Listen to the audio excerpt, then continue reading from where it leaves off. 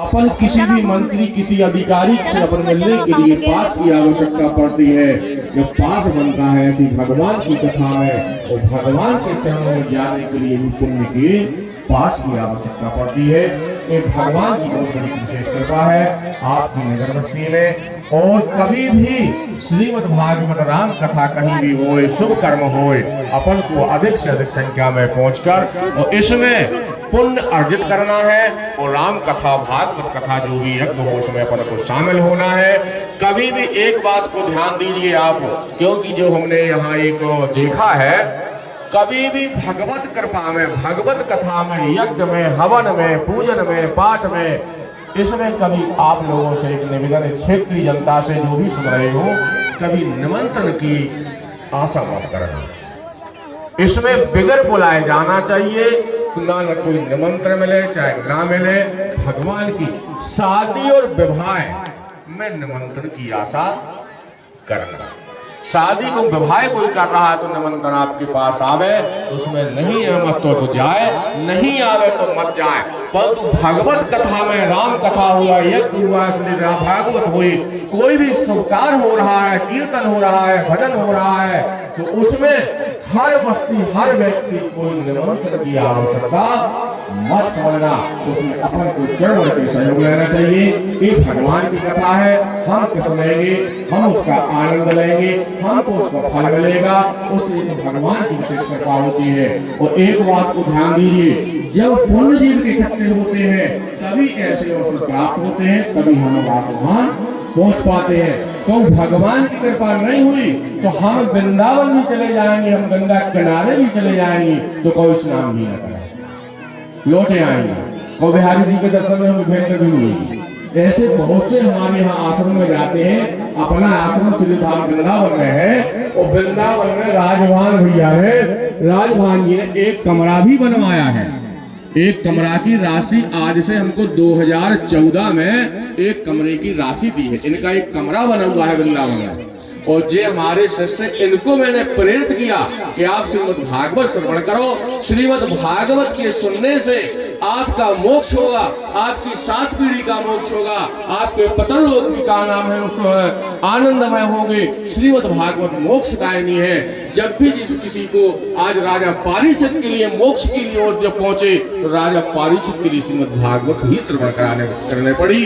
इसलिए ये भागवत हुई, राम कथा हुई, कोई भी स्वीकार हुआ, इसमें आप लोग चढ़ बढ़ के आनंद। यहाँ से आपकी जो नरगी गांव है इसमें हमको बड़ा प्रेम और बड़ा इसमें, जिसमें राजभवन भैया नए हैं इस गांव में, तो पुराने हो तो पता नहीं और इलाका भी आ जाता। और फिर भी आपकी बस्ती में नए होने के कारण आप लोगों का बहुत अधिक से अधिक प्रेम और सहयोग। रात में 1-1 बजे तक कीर्तन भजन होता है आपकी बस्ती की तरफ से। ये बड़ा अच्छा लगा, बड़ा देखने में आनंद आया। और इसी तरीके से आप लोग इस बस्ती में भजन कीर्तन और शुभ कार्य होते रहेंगे तो एक दिन इस बस्ती में साक्षात लक्ष्मी जी विराजमान हो जाएंगी और हर घर में इतनी संपन्नता आ जाएगी। क्योंकि जहाँ नारायण, जहाँ भगवत कृपा भजन होता है, जहाँ कीर्तन होता है, जहाँ भगवान की पूजा पाठ होती है, वहाँ पर भगवान लक्ष्मी स्वयं वास करती है। और वहाँ जहाँ भगवान वास करते हैं, जहाँ लक्ष्मी स्वयं वास करती है।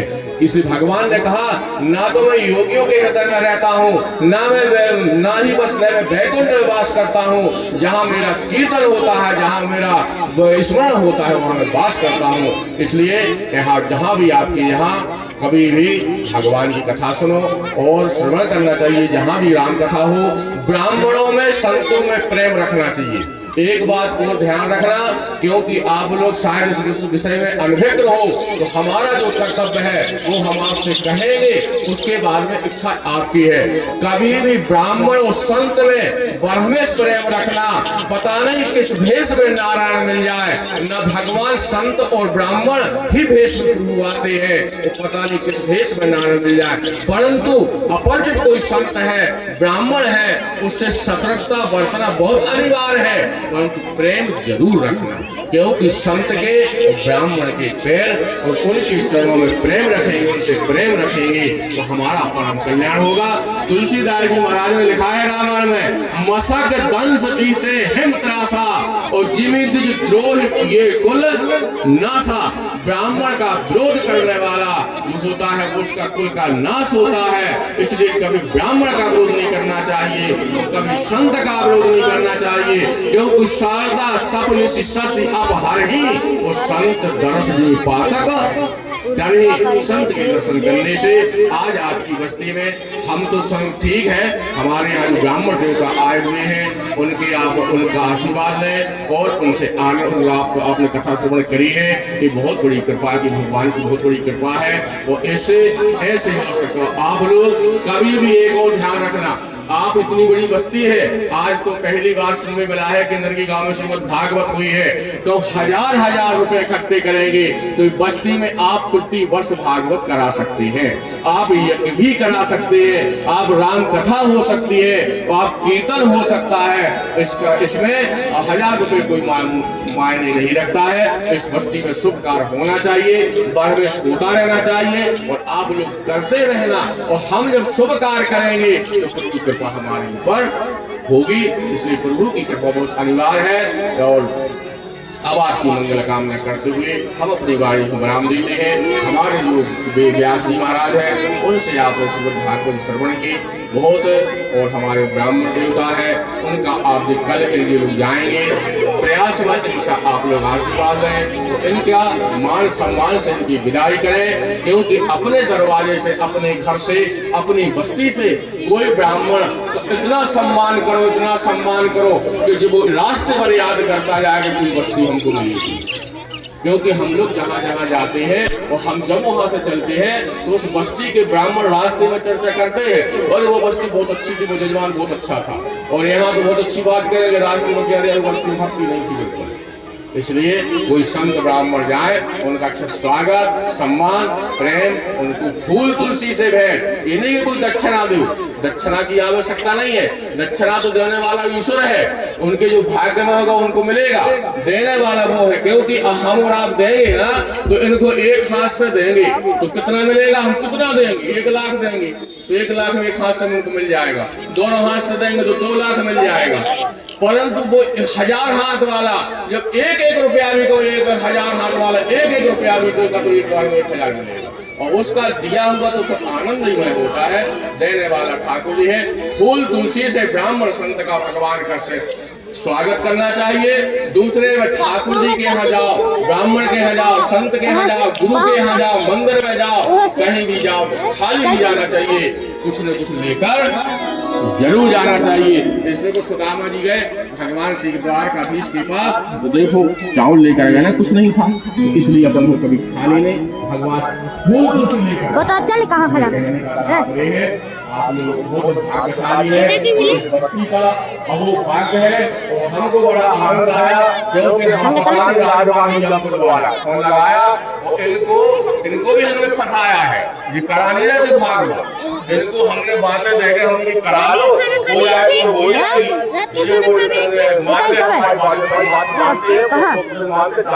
ये तो कब बना खड़ा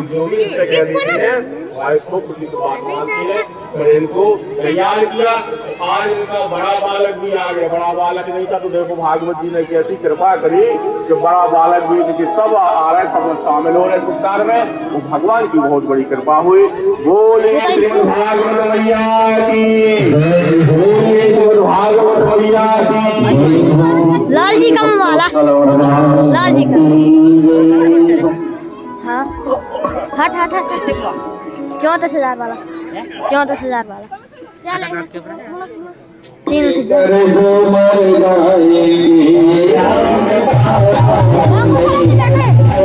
आरती होने लगी।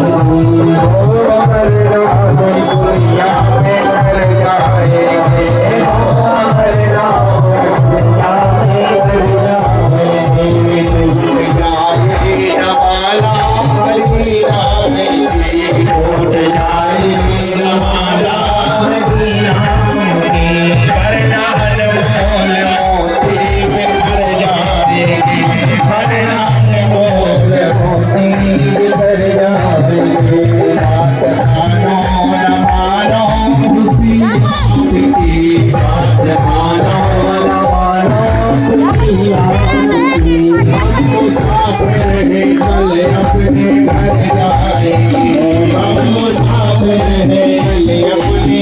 जाएंगे, राम का नाम लेकर जो मर जाएंगे, राम का नाम लेकर जो मर जाएंगे, हरे राम दुनिया में कर जाएंगे, हरे राम दुनिया में कर जाएंगे। बोल वृंदावन बिहारी लाल की।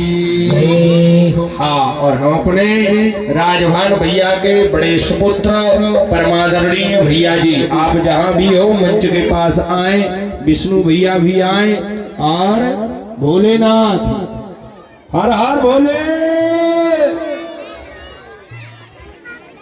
भोले भैया जहाँ भी हो तीनों बेटा आ जाएं। आज अपने हाथों से भगवान की आरती करें। ये मंगलमयी और भगवान की बढ़िया सुंदर आरती है। तीनों भाई आए, सब लोग खड़े हो जाए भगवान की आरती।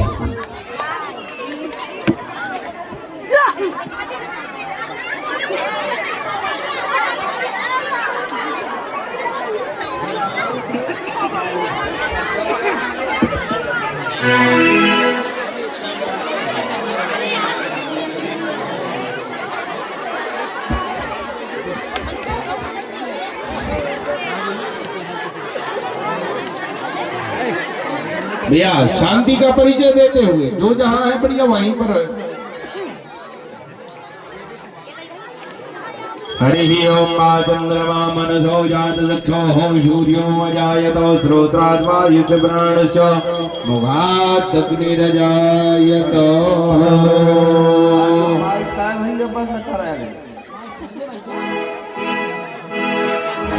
ओम जय शिव ओंकारा प्रभु हर शिव ओंकारा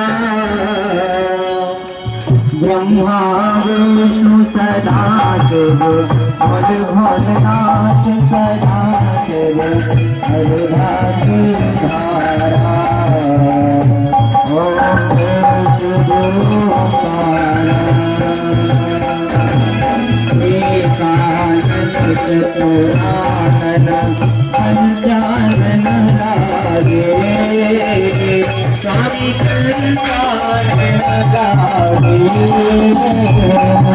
हंसाधन गरुड़ाधन हंसाधन गरुड़ाधन भगवान लागे। ओम हर हर हर महादेव।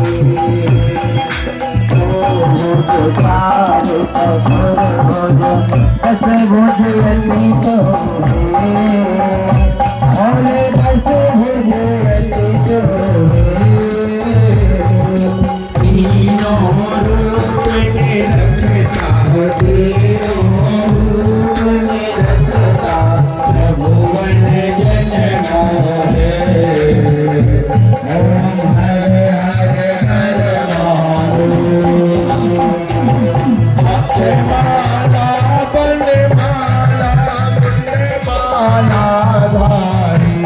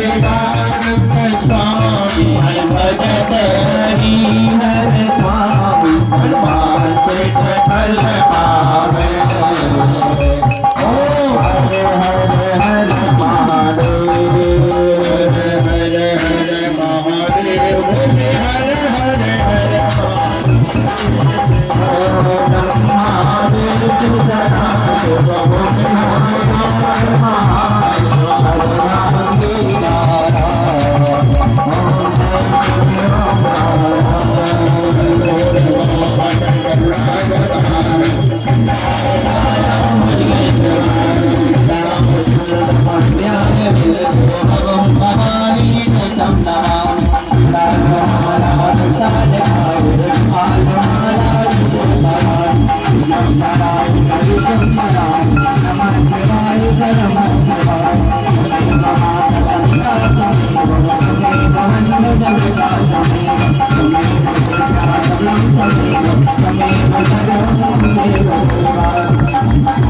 राम हरे राम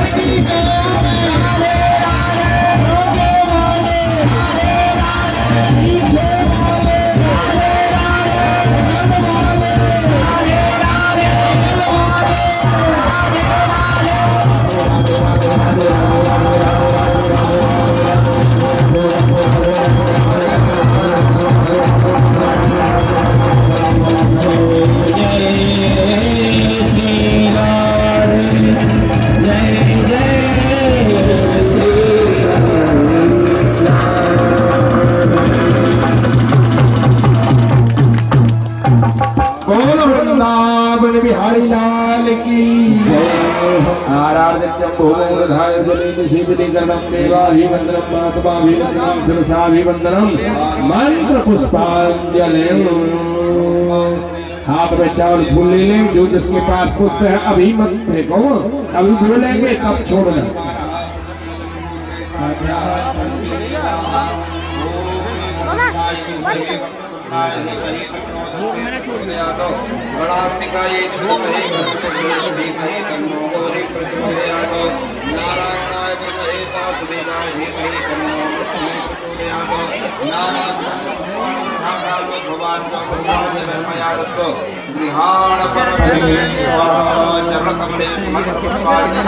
समर्पयामि।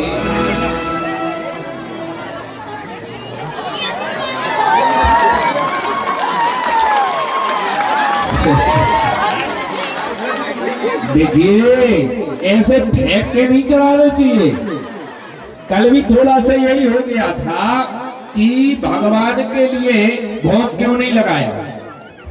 देखो किसी को अगर फेंक के आप फूल भी चढ़ाएंगे थोड़ी उसको अच्छा लगेगा।